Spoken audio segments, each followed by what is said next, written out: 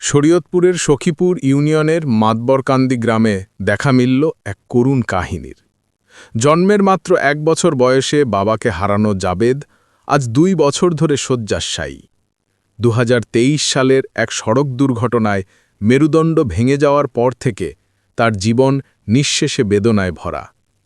চিকিৎসার খরচ চালাতে পরিবার ঘরবাড়ি বিক্রি করেছে। ১ বছরের একমাত্র সন্তানও অসুস্থ হয়ে মারা গেছে। এত সব দুঃখের ভিড়ে জাবেদকে ছেড়ে চলে গেছে স্ত্রী। আজ তারা অন্যের জমিতে ছোট্ট একটি ঘরে আশ্রয় নিয়েছেন। ওর কিছু নাই, ওর ছিল, ও মানুষের দান করতো এক সময়। এসে ওর অ্যাক্সিডেন্টে এরকম হয়। ওর কিন্তু একটা সন্তানও ছিল, ওর অ্যাক্সিডেন্টের পরও সন্তানটাও মারা গেছে, আল্লাহ পাক নিয়ে গেছে। এখন ওর এমনই অবস্থা যেন কেউ যদি দেয় ও খাইতে পারে, ওর কেউ নাই, বাবা নাই বা ওর পাশে কেউ নাই। ওর দান করবো, আমাকে ওরকম সামর্থ্য কিছু নাই। যা ছিল টাকা পয়সা, যা জায়গা জমি যা ছিল, ও একটা গরু রয়েছিল, সব বিক্রি করে ওর পিছনে সব খরচ করছে, কিন্তু তাও মানে হইতেছে না। এখন বাকিটা আমরা চিকিৎসা বন্ধ করে দেওয়ার কারণ হলো টাকা নাই, কিছু নাই। এখন আর কি দিয়ে চিকিৎসা করবো? মেরুদণ্ড আপনার একবারে ভাইয়া গুঁড়ো হয়ে গেছে। ভিতরে যে রক্তটা, ওই রক্তটা চ্যাপ্টা হয়ে গেছে আর কি। ওই রক্তটা যদি সোজা হয় তাইলে হয় মানে আবার হাঁটাচলা করতে পারবো।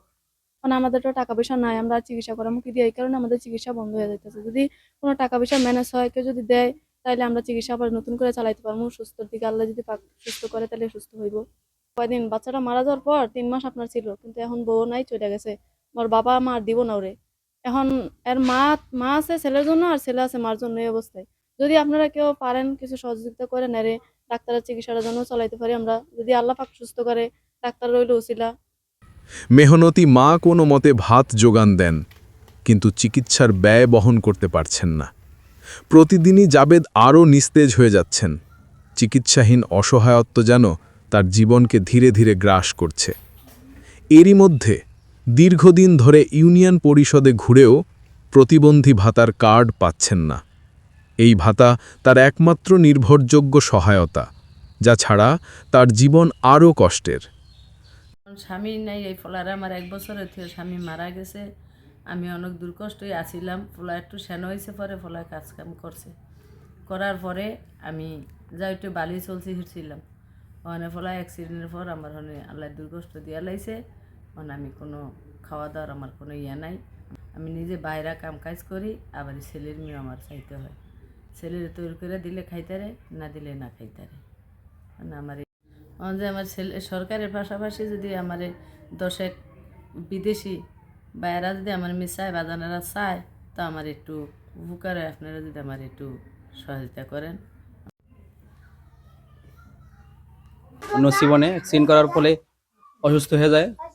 পরে ওনার সয় সম্পত্তি যা ছিল, যেমন গড়টর ছিল, এগুলো বিক্রি টিক্রি করে পরে ওনার চিকিৎসা খরচ চালাইছে ওনার মা। ছেলেটার এতিম, অনেক আগে থেকে ওনার বাবা মারা গেছে 1-1.5 বছর রাইখা। তো ওর পরিবার নিয়ে খুব কষ্ট চলতেছে এখন। আমার আবেদন গভর্নমেন্টের কাছে, যদি তারও সে কোনো কিছু করে বা তার পক্ষ থেকে চিকিৎসা চালায় নেয়, ওনার জন্য ভালো হয় আর কি। এর মায়ে কি করবো আর, মানুষের বাসায় বাসায় কাজ করে, ঠিক আছে, এই আর কি কোনো রকম আর কি সংসারে ডাল ভাত খায় চলতেছে আর কি। জাবেদ ও তার শোকাহত পরিবার মানবতার এক ছোট্ট স্পর্শের অপেক্ষায়। স্থানীয়রা আবেদন জানাচ্ছেন, সরকার ও সমাজের ধনবান মানুষরা সাহায্যের হাত বাড়ান, যেন তাদের জীবনে আবার আলো ফেরে। একটি ছোট্ট সহানুভূতি, একটা সাহায্যের হাত জাবেদের মতো অসহায় মানুষের জীবনে আলো ফিরিয়ে দিতে পারে।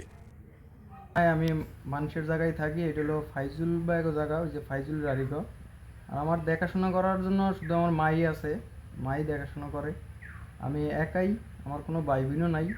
আমি অ্যাক্সিডেন্টের বর্তমানে শোয়াই, আমার কোনো বইতেও পারি না যে বৈশা কোনো কাজকাম করবো খামু। তাও নাই লোকিয়া এখন আমার পাশেও থাকতারে না, করতারে না। আমি লোকিয়া কেউ আইনা দিলে খাইতে পারি, কেউ নাইনা দিলে খাইতে পারি না। মায়ও আমার কাছে ঠিকমতো থাকতারে না। এই খেতে খামারে কাজকাম করে, মানুষের বাড়িতে কাজকাম করে, যেভাবেই হোক আইনে আমার খাওয়া ইয়া করে। এখন হলো আমি আমার দেশবাসী এবং প্রবাসী যারা আছে, আশেপাশে যারা আছে, সবার কাছে সাহায্য চাই।